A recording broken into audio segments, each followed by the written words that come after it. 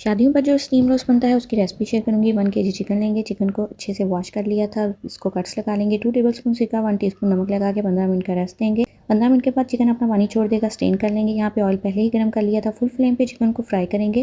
Chicken का बस colour change करना है, ऊपर से चिकन कलर पकड़ लेगा लेकिन अंदर से कच्चा होगा। फ्राई करने के बाद इसे निकाल के रख देंगे। अब इसकी मैरिनेशन तैयार कर लेते हैं।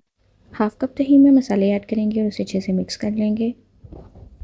एक कढ़ाई लेंगे, हाफ कप पानी डालेंगे, स्ट्रेनर रखेंगे, उसके ऊपर बटर पेपर को अच्छे से बिछा लेंगे। छुरी की मदद से कट्स लगाएंगे। फ्राई किए हुए चिकन को दही में कोट करेंगे, उसके बाद इसे बटर पेपर पर रखते जाएंगे। इसी तरह तमाम की चिकन को कोट करके बटर पेपर पर रख देंगे। चिकन सेट हो जाएगा तो जो दही बचेगा वो भी इसके ऊपर फैला देंगे।